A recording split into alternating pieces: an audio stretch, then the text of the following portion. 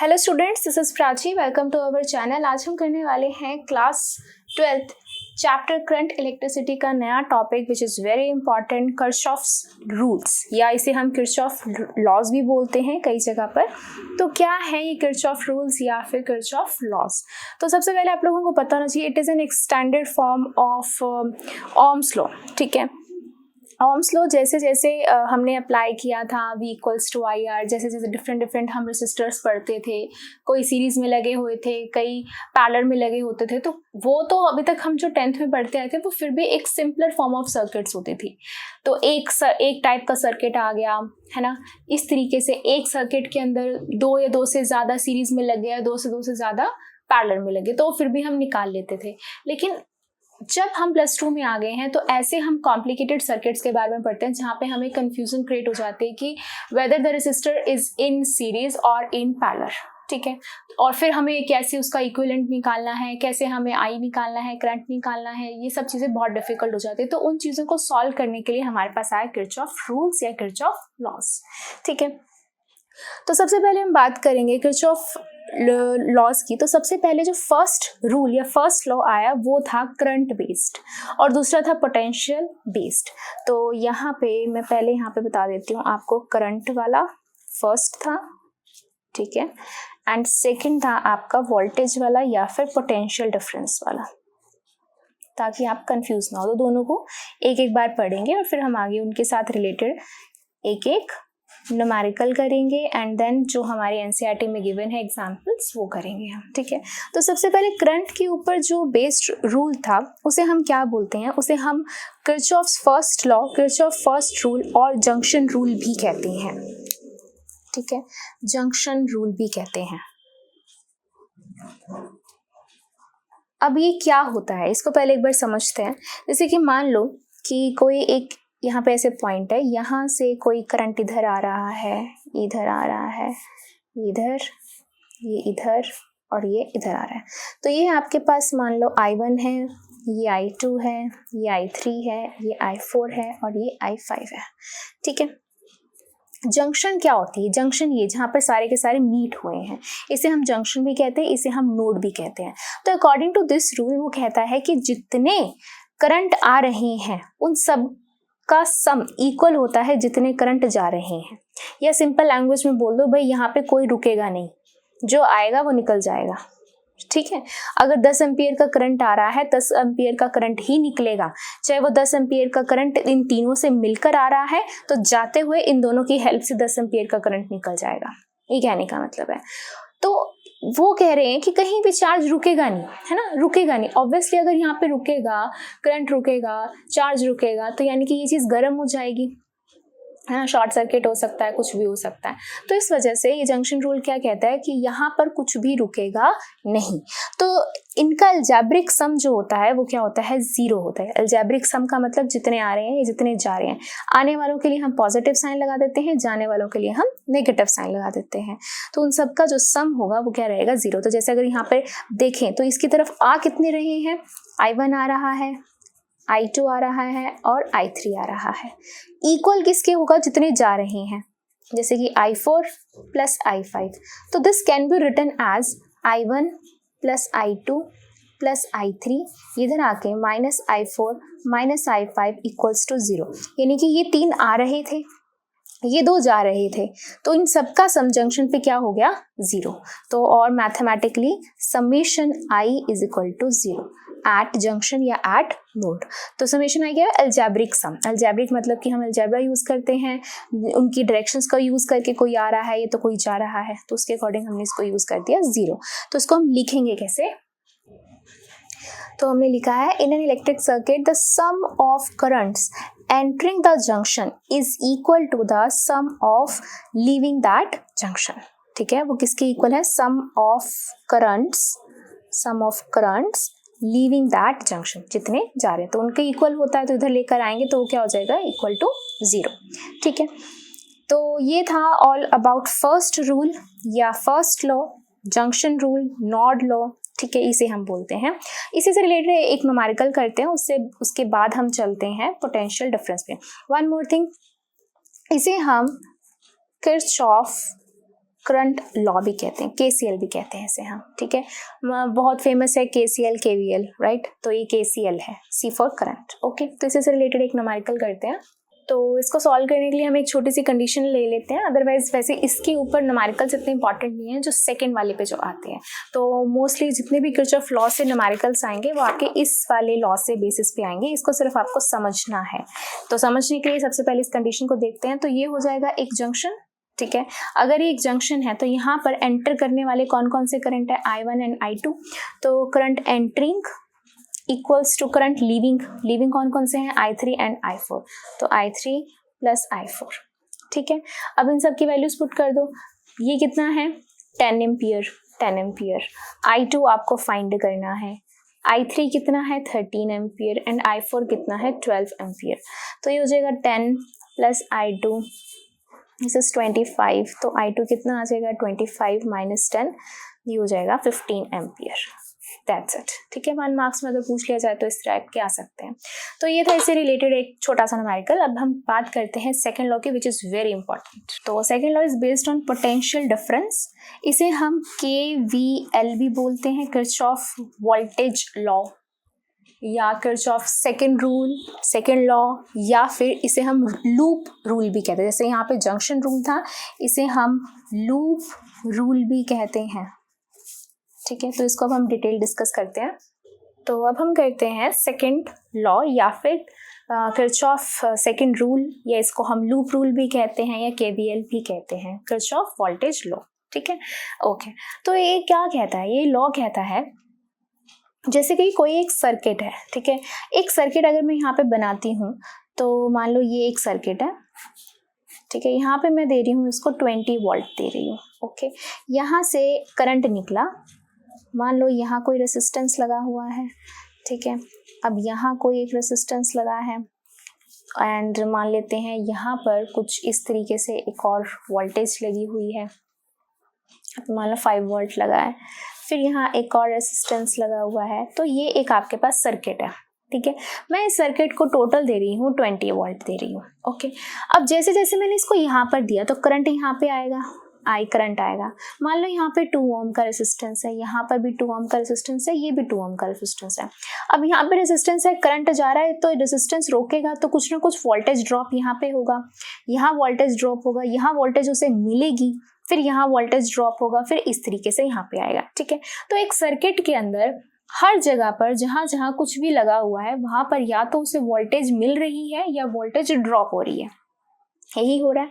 तो वो इसी के ऊपर ही है पूरा का पूरा, कि पूरा का पूरा वोल्टेज जो हम एक लूप में निकालते हैं, that's why it is loop law. तो लूप में जब हम एक वोल्टेज को निकालते हैं, उनका अलजेब्रिक सम जो होता है वो 0 होता है।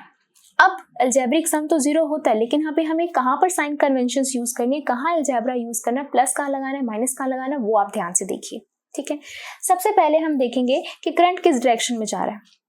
करंट इस डायरेक्शन में जा रहा है। जब जब हम एक डायरेक्शन में पहुंचते रहेंगे, करंट के डायरेक्शन में हम जाते रहेंगे, तो वहां हम पॉजिटिव लगाएंगे। जैसे ही हम हमारे सामने नेगेटिव आएगा या हम उल्टी डायरेक्शन में जाएंगे तो वहां हम नेगेटिव लगाएंगे। जैसे कि यहाँ पर देखिए, करंट इधर जा रहा है, इधर जा रहा है, ठीक है। यहाँ पे प्लस आएगा, माइनस आएगा, अभी भी हम करंट की इसी डायरेक्शन में जा रहे हैं, पूरा का पूरा मेन सर्किट इधर आ गया, ठीक है। अब अगर मेरे को इस लूप में ये लॉ लगाना है तो मैं क्या करूँगी, मैं करंट की डायरेक्शन में चलूँगी। सबसे पहले यहाँ पे आ रहा है तो सबसे पहले V इक्वल्स टू क्या होता है, IR होता है अकॉर्डिंग टू ओम्स लॉ, ठीक है। तो यहाँ पर पहली वर्ड पोटेंशियल ड्रॉप क्या होगा, IR।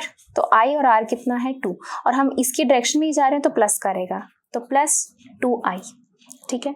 आगे चलिए, ये भी हम इसी डायरेक्शन में जा रहे हैं तो ये हो जाएगा प्लस 2I, ठीक है। फिर यहाँ पे प्लस है तो हम यहाँ पर भी क्या लिखेंगे, प्लस 5 ही लिखेंगे, ठीक है। फिर इसी डायरेक्शन में ही आ रहा है तो ये हो जाएगा प्लस 2I। अब यहाँ पर आ रहा है नेगेटिव, जैसे ही नेगेटिव है तो हम यहाँ लिखेंगे माइनस का 20 इक्वल्स टू 0, ठीक है। तो आप इसको ऐसे भी समझ सकते हैं, आप इसको ऐसे भी समझते हैं कि अगर माइनस इधर है तो इधर प्लस 20 हो गया। तो यानी कि इस पूरे सर्किट में जहाँ जहाँ वोल्टेज ड्रॉप हुआ है, यहाँ हमें मिला है, तो वो सबका सम किसके इक्वल है, 20 के इक्वल है, ठीक है।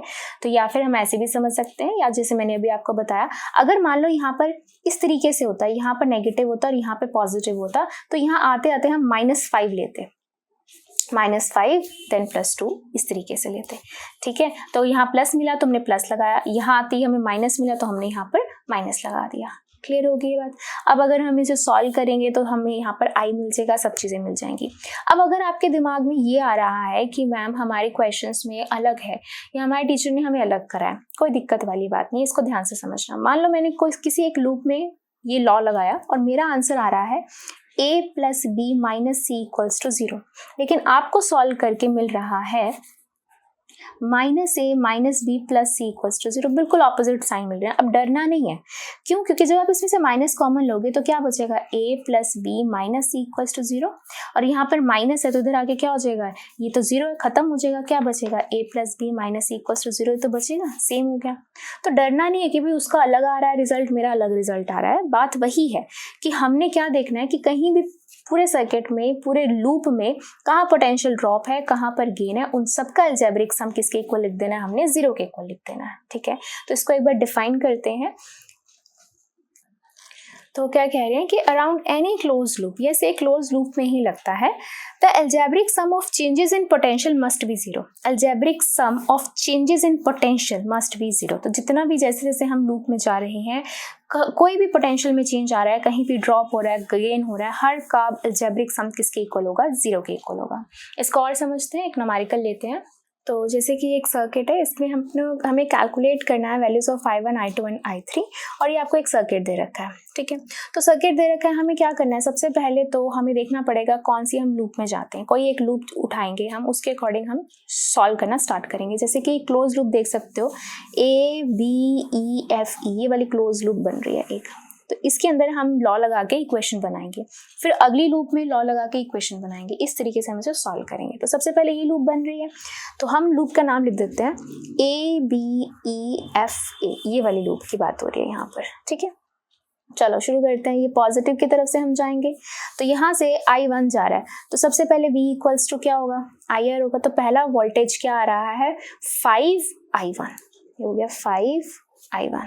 फिर आगे चलो, इसी डायरेक्शन में जा रहा है करंट, ठीक है, क्या हो जाएगा 2I3, 2I3। फिर यहाँ से आ रही, यहाँ से आके क्या आ गया, नेगेटिव -12 वोल्टेज आ गई = 0, ठीक है। और आप इसको क्या लिख सकते हो, 5I1 + 2I3 = 12, माइनस इधर आगे हो गया प्लस। तो ये आ गया आपके पास फर्स्ट इक्वेशन। अब हम दूसरी लूप की बात करते हैं। दूसरी लूप की अगर हम बात करें तो यहाँ पर आप ये देख सकते हो, करंट जो है वो यहाँ से जा रहा है ना, ये प्लस है और ये माइनस है, तो यहाँ से जा रहा है। तो मैं ये वाली लूप बना देती हूँ इस तरीके से, ठीक है। तो यहाँ से बना के लेकर जाते हैं, तो ये क्या मिलेगा आपको, यहाँ से आप जा रहे हो तो फर्स्ट ड्रॉप कहाँ आएगा, 3I2 पे आएगा। तो ये हो जाएगी लूप, हम लिखते हैं पहले तो CBEDC, ये वाली लूप है, ठीक है। तो यहाँ से हमें मिला 3I2, फिर यहाँ से आ रहे हैं, फिर +2I3 इज इक्वल, यहाँ पे आ रहा है माइनस में आ रहा है तो -6 = 0, या हम क्या लिख सकते हैं 3I2 + 2I3 = 6। ये आ गई आपके पास दूसरी इक्वेशन, ठीक है। अब ध्यान से देखो, इन दोनों इक्वेशंस को सॉल्व करना है और हमें I1, I2, I3 की वैल्यू निकालनी है। जब हमें 3 वेरिएबल्स की वैल्यू निकालनी होती है तो हमारे पास 3 इक्वेशंस होनी जरूरी होती हैं, लेकिन हमारे पास 2 लूप थी तो दोनों ही लूप से हमने 2 इक्वेशंस निकाल ली। अब तीसरी को कैसे निकालें सो दैट हम तीनों के तीनों वेरिएबल्स निकाल सकें, है ना, ये प्रॉब्लम आ रही है हमें। तो तीनों के लिए, थर्ड के लिए हम क्या लगाएंगे, हम यहाँ पे कोई एक जंक्शन देखते हैं। जैसे कि यहाँ पे हम देख सकते हैं कि B एक जंक्शन आ रहा है ना। यहाँ से अगर मैं B पे जंक्शन को देखूं तो यहाँ से I1 आ रहा है ना, यहाँ से I1 आ रहा है और यहाँ से आ रहा है I2 आ रहा है, और यहाँ से जो निकल रहा है वो I3 निकल रहा है। तो एट B जंक्शन पे क्या हो रहा है, कितने आ रहे हैं, I1 आ रहा है, I2 आ रहा है। तो आने वाले = जाने वाले क्या है, I3। तो ये आ गई आपके पास थर्ड इक्वेशन। तो इस तरीके से हमने यहाँ पर फर्स्ट लॉ भी लगा लिया, ठीक है। कहने की बात है, हम यहाँ पे दूसरी लूप भी ले सकते थे, ऐसे बड़ी वाली लूप भी ले सकते थे, लेकिन वो थोड़ा कंफ्यूजिंग हो जाता है। कोई दिक्कत वाली बात नहीं, हमें यहाँ पर ये मिल रहा है तो हमने ये लगा लिया, ठीक है। तो इस तरीके से हमने I1 + I2 = I3 लगाया। अब इसको हम सॉल्व कर लेते हैं। सॉल्व करेंगे, किस तरीके से सॉल्व करते हैं, तो जैसे कि आपके पास ये इक्वेशंस हैं, तो आप इसी इक्वेशन की वैल्यू निकाल के सब में पुट कर देते हैं, बहुत इजी रह जाता है हमारे पास। जैसे कि I1 plus I2 equals to हमारे पास है I3 है, ठीक है। अगर मैं फर्स्ट इक्वेशन को ए के टर्म में लेकर आना चाहती हूँ, जैसे कि I3 की फॉर्म में ही लाना चाहती हूँ मैं, तो I3 कैसे होगा ये, या आप इसको ऐसे कर सकते हैं, I3 की वैल्यू यहाँ पे पुट कर दो, ठीक है। फर्स्ट इक्वेशन में I3 की वैल्यू अगर हम पुट करते हैं तो क्या बनेगा, 5I1 प्लस 2, I3 की जगह पे हम क्या पुट कर देंगे, I1 plus I2 equals to हो जाएगा 12। तो ये हो जाएगा 5I1 plus 2I1 plus 2I2 equals to 12। ये हो जाएगा 7I1 plus 2I2 equals to 12। तो ये एक इक्वेशन आ गई इस फॉर्म में। अब हम सेम चीज़ I3 की वैल्यू इसमें पुट कर देंगे, ये हो जाएगा 3I2 प्लस 2, I3 की जगह पे क्या पुट कर देंगे हम, I1 plus I2 equals to 6 है। ये हो जाएगा 3I2 plus 2I1 plus 2I2 equals to 6। ये हो जाएगा आपके पास 5 नहीं I2 है ना, ये हो जाएगा आपके पास 2I1 plus 5I2 equals to 6, ठीक है। ये आ गया आपके पास दूसरी इक्वेशन। अब आप देखो ये दोनों इक्वेशन I1 I2 के फॉर्म में आ गई, दो वेरिएबल्स में। अब इसके अंदर हम क्या पुट कर सकते हैं, एलिमिनेशन फॉर्मूला लगा सकते हैं। इसको आप मल्टीप्लाई कर दो 2 से, इसको मल्टीप्लाई कर दो 7 से, क्या हो जाएगा इसको सॉल्व करके, 14I1 plus 4I2 equals to 24। इसको 7 से करेंगे तो 14I1 plus 35I2 is equal to 42। Sign change कर देंगे, ये खत्म। ये आ जाएगा आपके पास माइनस का 31I2, इसमें से इसको माइनस करेंगे, ये हो जाएगा माइनस का 18, माइनस से माइनस कैंसिल, I2 की वैल्यू कितनी आ गई, 18/31, ठीक है। जैसे हम I2 की वैल्यू किसी भी इक्वेशन में, इस इक्वेशन में या इस इक्वेशन में पुट करेंगे तो I1 की वैल्यू आ जाएगी। तो जब हम उसको सॉल्व करेंगे I1 की वैल्यू आपके पास आ जाएगी 48/31 एम्पियर। अब I3 के लिए क्या करेंगे, I3 के लिए इसमें पुट कर देंगे हम I1 plus I2 equals to I3, तो 18 प्लस 48 तो कितना हो जाएगा 66/31। तो I3 की वैल्यू कितनी आ जाएगी 66/31 एम्पियर। इस तरीके से हम इसकी वैल्यूज़ को सॉल्व कर सकते हैं। तो ये था एक एक्स्ट्रा न्यूमेरिकल जिसमें मैंने आपको दोनों लॉ लगा के बताए हैं। अब हम बात करते हैं उन न्यूमेरिकल्स की जो आपके एनसीईआरटी में गिवन है। चलिए स्टार्ट करते हैं एनसीईआरटी वाले एग्जाम्पल्स। तो अब करते हैं इससे related example. A battery of 10 volt and negligible internal resistance is connected across the diagonally opposite corners of a cubical network consisting of 12 resistors, each of resistance 1 ohm.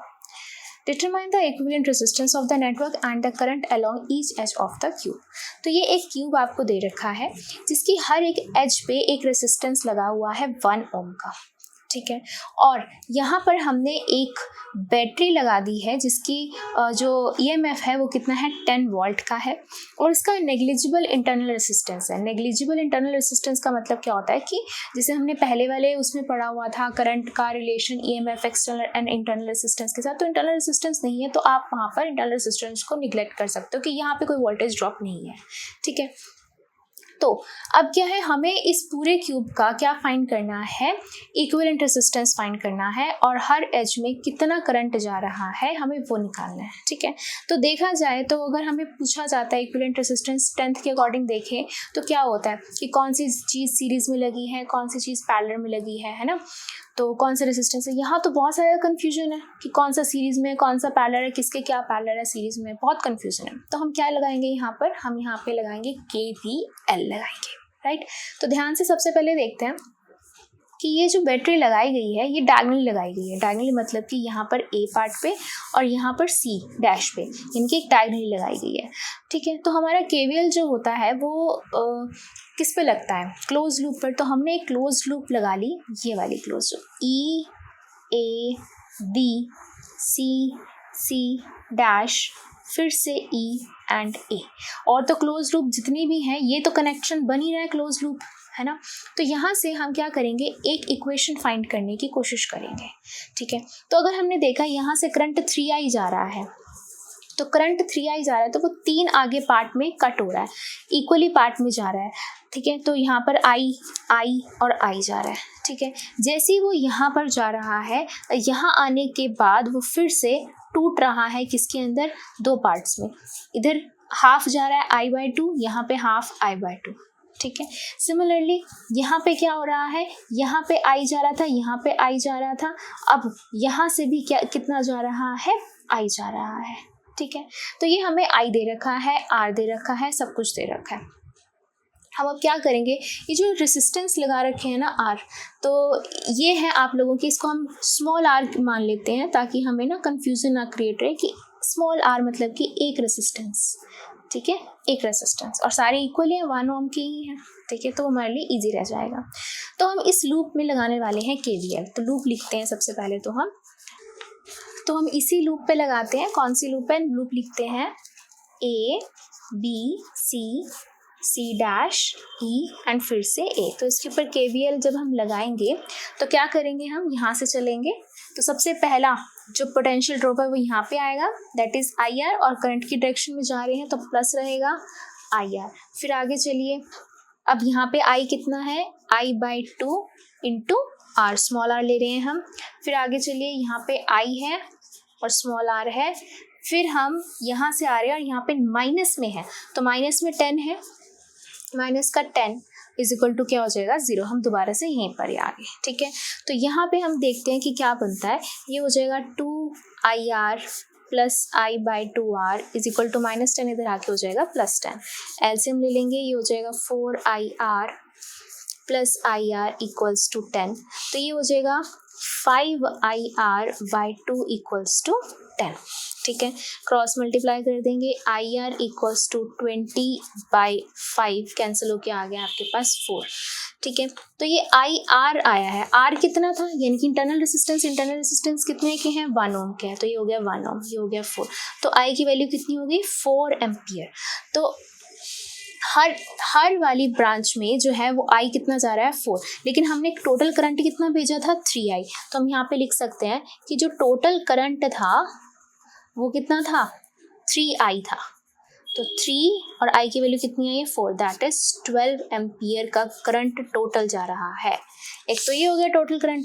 हमें क्या निकालता है, इक्विवेलेंट रेसिस्टेंस। तो इक्विवेलेंट रेसिस्टेंस क्या होता है, यानी कि total resistance of the circuit. तो टोटल रेसिस्टेंस को हम कैसे लिख सकते हैं, V इक्वल्स टू IR, हमारे पास ओम्स लॉ होता है। V यानी कि कितना हमारा टोटल पोटेंशियल जा रहा है सर्किट को, 10 जा रहा है। कितना करंट है टोटल सर्किट के अंदर, 12 है। तो यहाँ से आपके पास R इक्विवेलेंट निकल आएगा कि टोटल इक्विवेलेंट कितना है इस सर्किट का। तो ये हो जाएगा 10/12, ये हो जाएगा 5/6 ओम, ये आ जाएगा R equivalent of the circuit. This is very simple. हमने क्या किया, हमने यहाँ पर ये नहीं देखा कि कौन सा सीरीज में है कौन सा पैरेलल है, उसके बजाय हमने एक लूप ली। उस लूप के अकॉर्डिंग हमने क्या देख लिया, हमने फाइंड कर लिया, उसका I फाइंड कर लिया। तो हमने I फाइंड करने के बाद हमने देखा भाई टोटल करंट हम भेज ही कितना रहे हैं सर्किट में, वो भेज रहे थे हम 3I। तो टोटल करंट निकाल लिया, टोटल वोल्टेज हमें पता थी, तो वहाँ से हमारे पास टोटल इक्विवेलेंट रेसिस्टेंस आ गया हमारे पास पूरे सर्किट का। तो ये था आपका एग्जाम्पल। चलिए करते हैं इसी से रिलेटेड नेक्स्ट एग्जाम्पल। तो नेक्स्ट एग्जाम्पल क्या कह रहा है, determine the current in each branch of the network shown. अब हमें करंट निकालना है, यानी कि I1, I2 एंड I3 की वैल्यू फाइंड करनी है, ठीक है। तो स्टार्ट करते हैं इसको सॉल्व करना। अगेन हमें नहीं पता कि कितने सारे जो रेसिस्टेंस है, कहाँ सीरीज में कहाँ पैरेलल में, बहुत कंफ्यूजिंग है, बहुत कॉम्प्लिकेटेड है। तो हम क्या लगाएंगे, KVL लगाएंगे। तो उसके लिए हम सबसे पहले क्लोज लूप ढूंढते हैं पहली, जिससे हमें एक इक्वेशन मिल जाए, ठीक है। चलिए शुरू करते हैं।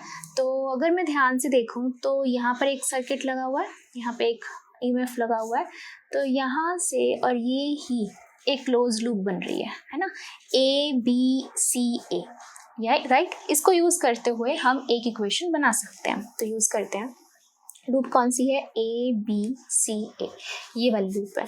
तो चलो शुरू हो जाओ। जिस डायरेक्शन में करंट जा रहे हैं वहाँ पॉजिटिव लेना है, राइट। तो सबसे पहले यहाँ पे पोटेंशियल ड्रॉप होगा, तो V इक्वल्स टू IR होता है। तो I कितना है यहाँ पर, I2, और R कितना है 4, तो ये हो जाएगा 4I2। करंट की डायरेक्शन में जा रहे हैं, प्लस यहाँ पे भी हम करंट की डायरेक्शन में ही जा रहे हैं, तो यहाँ पे R है 2 ओम और जो I है वो है I2 प्लस I3, तो यहाँ पे हो जाएगा +2 I2 प्लस I3, IR हो गया, ठीक है। फिर हम इधर आ रहे हैं और यहाँ ही हम करंट की ही डायरेक्शन में आ रहे हैं और यहाँ पे लिखा हुआ है 1 ओम, और इस वाली लूप में जो करंट है वो कितना है, I1 है, ठीक है। तो ये हो जाएगा 1 I1 हो जाएगा। फिर यहाँ पे हम ये पॉजिटिव साइन होता है, ये नेगेटिव साइन होता है, तो ये हो जाएगा -10 = 0। हम ये देखते हैं कि बैटरी के अगर नेगेटिव टर्मिनल पे आ गया तो नेगेटिव साइन लगाते हैं, अगर इस साइड पॉजिटिव है तो प्लस लगाते हैं, ठीक है। तो इसको इक्वेशन को बनाते हैं, ये आ जाएगा 4I2 प्लस अंदर मल्टीप्लाई कर दो 2I2 plus 2I3 plus I1 = 10। ये हो जाएगा I1 plus 6I2 plus 2I3 = 10। तो ये आ गई आपके पास फर्स्ट इक्वेशन, ठीक है। सिमिलरली एक और लूप ढूंढते हैं जिससे हमें एक सेकेंड इक्वेशन मिलेगी। सेकेंड लूप ढूंढिए, ये अगेन यहाँ पर लगा हुआ है, और अगर मैं इस वाली लूप को ले लूँ तो ये वाली लूप, इसको इससे मार्क कर देते हैं ऐसे, यहाँ से ये वाली लूप है ना, कौन सी है अब ये ADCA, ये वाली लूप लेते हैं अब हम। तो यहाँ पे लगाने की कोशिश करते हैं, अगेन यहाँ से करंट आ रहा है तो पॉजिटिव जाएंगे, तो यहाँ पे पहला रेसिस्टेंस है और करंट कितना है, I1 माइनस I2, तो ये हो जाएगा 4I1 माइनस I2। फिर हम करंट की डायरेक्शन में जा रहे हैं, ठीक है, यहीं तक की। लेकिन अब हम यहाँ पे करंट की ऑपोजिट डायरेक्शन में जा रहे हैं, करंट यहाँ पे आ रहा है लेकिन हम इधर जा रहे हैं, तो यहाँ पे आगे क्या लाइन साइन लगेगा, माइनस का। 2 है रेसिस्टेंस इनटू करंट कितना आ रहा है, I2 plus I3 minus I1, ये करंट है, ठीक है। फिर से हम करंट की डायरेक्शन में ही जा रहे हैं, यहाँ पर इधर करंट की डायरेक्शन है, तो ये कितना हो जाएगा +1 I1, और फिर से ये क्या है -10, तो -10 = 0। अब इसको फिर से सॉर्ट कर लेते हैं, 4I1 माइनस 4I2 माइनस में मल्टीप्लाई कर दो -2I2 minus 2I3 minus minus +2I1 plus I1 minus इधर आके हो जाएगा 10, ठीक है। तो 1 1 वाले उठा लो पहले, 1 1 5I1 हो जाएगा। अब 2 वाले उठाओ, एक मिनट, ये भी I1 था ना, तो 2 और है, तो यानी कि 7 हो जाएगा, 7I1, ठीक है। फिर अब 2 वाले उठा लो, ये हो जाएगा -6I2, अब 3 वाले -2I3 = 10, ठीक है। तो ये आ गया आपके पास सेकेंड इक्वेशन। अब आपको पता है कि 3 वेरिएबल्स को सॉल्व करने के लिए हमारे पास 3 इक्वेशंस होनी चाहिए, अभी तक हमारे पास 2 इक्वेशंस आई हैं। अब हमें कोई तीसरी ऐसी लूप ढूंढनी पड़ेगी जिससे हम थर्ड इक्वेशन फाइंड कर सकें, ठीक है। तो तीसरी लूप को ध्यान से देखिए, कौन सी देख लेंगे हम लूप, हम थर्ड लूप ऐसे ले सकते हैं। थर्ड लूप आप 2 मेथड से ले सकते हो। पहला, या तो ये पूरा ही ले लो, यहाँ से लेकर यहाँ तक ये पूरा ले लो, ठीक है, कि यहाँ से ABEDA ये लूप भी ले सकते हैं, या आप ये लूप भी ले सकते हैं, अभी छोटी लूप पड़ रही है यहाँ से जा रहा है, आप ये लूप भी ले सकते हैं, या तो ये ले लो या फिर ये वाली लूप ले लो, आप दोनों में से कोई भी ले सकते हैं लूप, ठीक है। तो मैं इस वाली से सॉल्व करके दिखा रही हूँ, आप इस वाली से सॉल्व करने की खुद ट्राई करना। तो अब लूप लेते हैं हम, ये है आपकी EBCDE, ये वाली लूप ले रहे हैं, ठीक है। तो चलिए शुरू करते हैं। यहाँ से हमारा करंट आ रहा है सबसे पहले तो 2, और यहाँ पे कितना आ रहा है आपके पास I2 प्लस I3, तो ये हो जाएगा 2I2 प्लस I3। फिर प्लस यहाँ पे आ रहे हैं, ये भी 2 ओम का लगा हुआ है 2, लेकिन यहाँ करंट क्या है I2 plus I3 minus I1, ठीक है। फिर यहाँ पे हम जा रहे हैं, ये माइनस होता है इधर प्लस होता है, तो ये हो जाएगा -5 = 0। अब इसे सॉर्ट कर लेते हैं, ये आ जाएगा 2I2 प्लस 2I3, फिर यहाँ पे आ जाएगा 2I2 plus 2I3 minus 2I1, ये इधर आ जाएगा 5 हो जाएगा। तो पहले हम 1 वाली टर्म लिख देंगे, फिर 2 वाली, 2 4I2 हो जाएगा, फिर 2 4I3 = 5, और ये माइनस का। तो अब हम क्या कर लेते हैं, इसके सारे साइंस हम ले लेते हैं, कॉमन कर लेते हैं, या ऐसे भी चल जाएगा, ठीक है। तो ये हो गई आपके पास थर्ड इक्वेशन। तो अब इन 3 इक्वेशंस को आपने सॉल्व करना है, फर्स्ट, सेकंड एंड थर्ड, तीनों को सॉल्व करके आपने I1, I2 एंड I3 की वैल्यूज निकालनी है, ठीक है। तो हम क्या करते हैं, हम ऐसा कोशिश करते हैं कि एक ही इक्वेशन में हमारे पास एक ही वेरिएबल आ जाए सारा का सारा। कैसे, ध्यान से देखिए। जैसे कि मैं अगर फर्स्ट इक्वेशन उठाती हूँ तो फ्रॉम इक्वेशन फर्स्ट, तो फर्स्ट से I की वैल्यू क्या आएगी, I1 की वैल्यू क्या आ जाएगी 10, ये इधर आके -6I2 -2I3, ये आ गया, ठीक है। तो अगर मैं I1 की वैल्यू यहाँ पे पुट करती हूँ तो मेरे पास क्या आ जाएगा, I2 I3 की मेरी इक्वेशन आ जाएगी। तो मैं वैल्यू पुट कर देती हूँ यहाँ पे, तो -2 I1 की जगह पे लिख दूंगी 10 -6I2 -2I3 +4I2 +4I3 = 5। अब इसे हम सॉल्व कर लेते हैं। हो जाएगा -20 प्लस का 12I2 प्लस का 4I3 4I3, ठीक है। अब ये हो जाएगा आपके पास 12 + 4 16I2, 4 + 4 8I3 माइनस का 20 इधर आके प्लस का हो जाएगा, ये हो जाएगा 25। तो एक इक्वेशन आ गई आपके पास I2 + I3 की फॉर्म में, ठीक है। अब सेम चीज़ हम ना इसी इक्वेशन के साथ कर देते हैं, ठीक है। जैसे I1 की वैल्यू अब इसके अंदर पुट कर देंगे हम, तो इन इक्वेशन 2, तो क्या इक्वेशन 2 थी, 7I2 -6I2 सॉरी I1 है -2I3 = 10, ठीक है। अब ये I1 की वैल्यू यहाँ पुट कर देते हैं, 7 10 -6I2 2I3 70 -42I2 -14I3 6, ठीक है। अब ये हो जाएगा माइनस का 42 माइनस का 6, तो माइनस का 48I2, ठीक है। ये हो जाएगा माइनस का 16I2 और ये हो जाएगा 10 और ये प्लस है इधर आके हो जाएगा माइनस का, तो ये हो जाएगा माइनस का 60। अब आप इन सब में कॉमन देख सकते हो, क्या कॉमन आ रहा है, 4 कॉमन आ रहा है, ठीक है। तो हम यहाँ पर 4 कॉमन ले लेते हैं।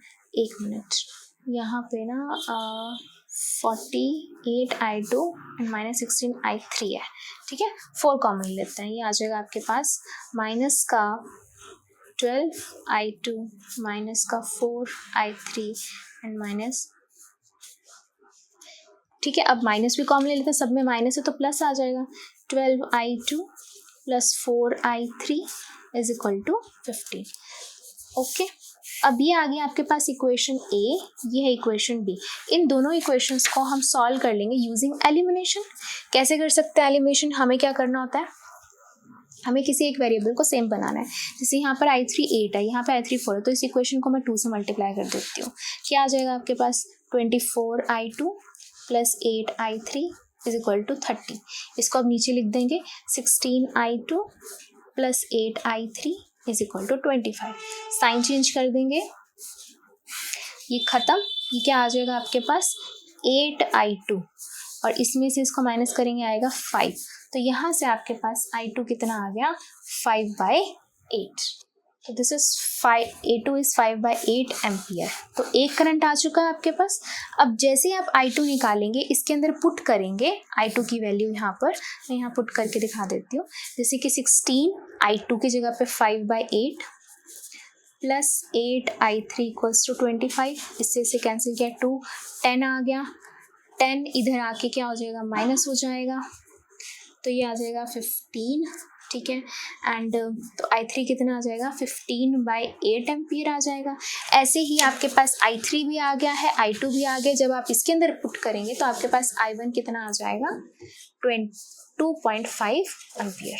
तो इस तरीके से आपने क्या किया, तीनों के तीनों करंट फाइंड किए हैं, I1, I2 एंड I3।